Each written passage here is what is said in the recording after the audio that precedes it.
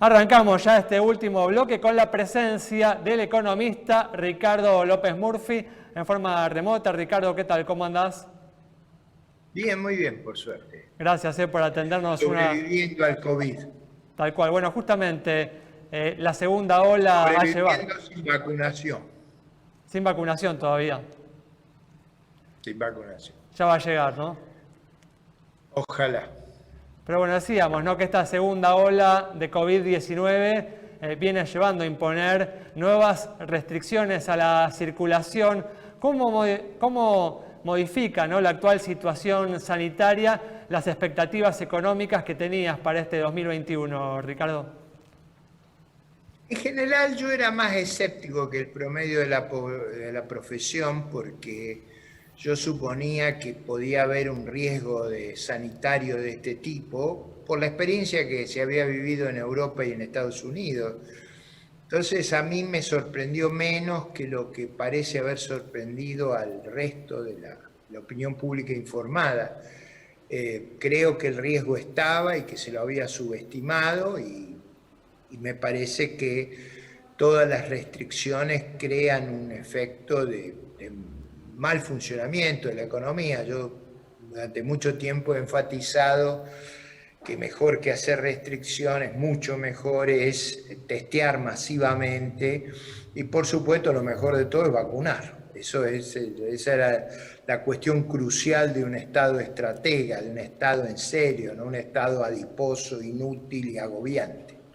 Tal cual. Bueno, las restricciones pueden llevar, ¿no?, a un incremento del gasto público para asistir a aquellos sectores que se vean perjudicados por ella. ¿Crees que este incremento del gasto público puede generar nuevas presiones inflacionarias, presiones sobre el tipo de cambio, sobre el dólar?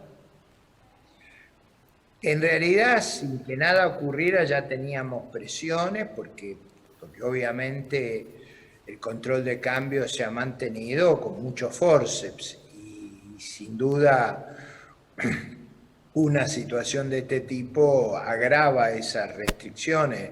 Ya el programa financiero estaba muy ajustado para tener espacio para otra cosa. Pero bueno, eso forma parte de nuestra realidad. Simplemente los que habían subestimado el problema se deberán hacer cargo.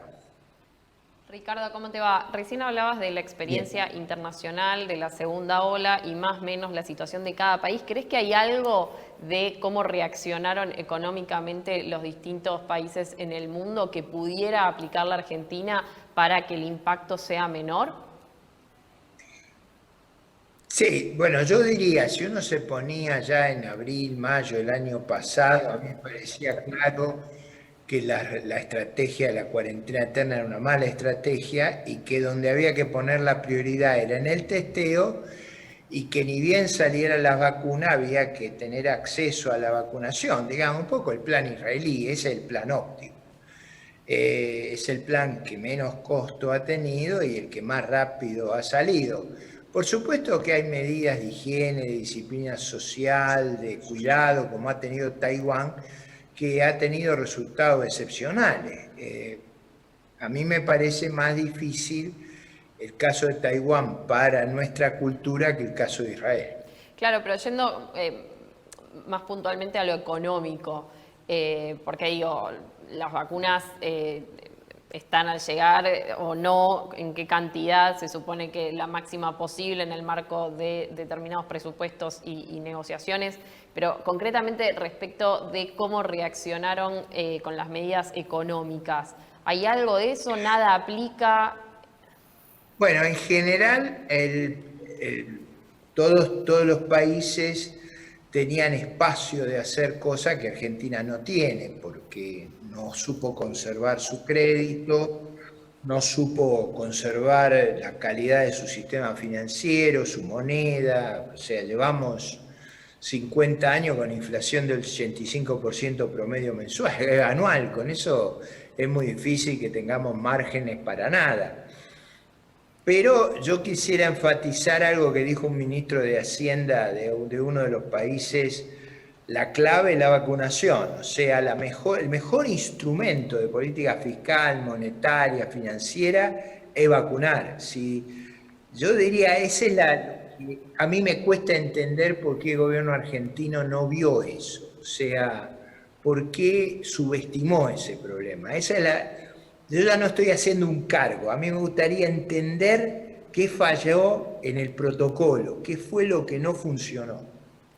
Ricardo, cambiando de tema, la pandemia tarde o temprano va a quedar atrás. Tenemos elecciones por delante en algunos meses, todavía no sabemos puntualmente cuándo, pero hay que empezar, ¿no?, a debatir qué se requiere para que la economía se ponga en marcha una vez que la pandemia quede atrás. ¿Cuál es tu opinión a este respecto? Además, posiblemente seas candidato, ¿no? Sí, a mí me parece que yo pondría dos casos que a ustedes les van a ser muy atractivos. Lo que pasó el 12 de agosto del 2019, donde los títulos, acciones, valores, tipo de cambio se derrumbaron en Argentina, y lo que pasó el lunes en Ecuador, donde todo fue al revés. Me parece que Argentina necesita un episodio como el ecuatoriano para salir adelante. Ojalá lo tengamos. Esto significa una derrota completa y total del kirchnerismo. Pero basta solo con... Es equivalente a la vacunación eso. ¿Basta solo con eso? ¿Se necesita también ideas, un programa económico sólido? No, bueno, yo parto de la base de que las coaliciones alternativas, en particular el polo republicano, le van a proponer al país el respeto a la seguridad jurídica, el respeto a la iniciativa privada, volver a converger con el mundo, reinsertarse en la reputación y en las reglas de juego que se usan internacionalmente, o sea, aplicar los protocolos que aplica el resto del mundo. Tan sencillo como eso. Y para los próximos días, ya entendiendo que las restricciones más o menos llegan, estamos en un lugar muy distinto al de hace un mes. ¿Qué podemos esperar en materia del día a día, ¿no? Como ciudadano de a pie que se preocupa por que no le alcanza, que cuánto necesita una familia para comer, para hacer sus actividades básicas.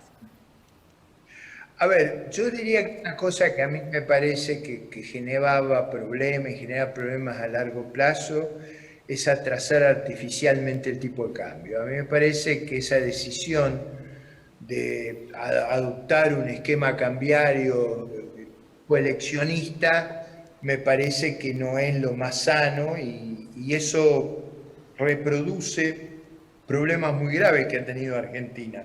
Entonces, si alguna sugerencia yo haría sería no atrasen absurdamente el tipo de cambio en una circunstancia tan vulnerable. No sé por qué me parece, Ricardo, que no te van a hacer caso.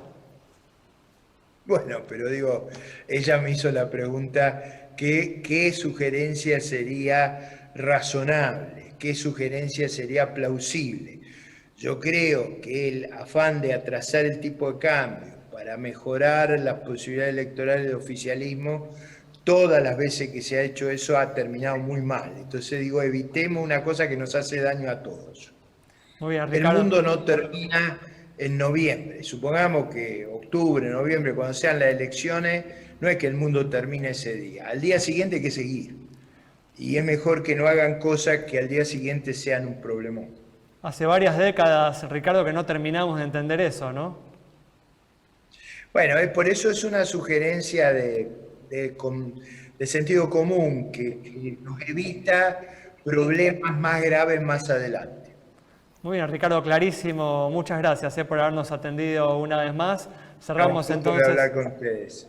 Cerramos entonces el programa de hoy con el análisis del economista Ricardo López Murphy sobre la importancia de las elecciones en este año que estamos viviendo con el ataque de la pandemia y las restricciones que están ejerciendo una influencia negativa sobre la economía. Nos reencontramos el próximo miércoles a las 20:30 aquí en Metro.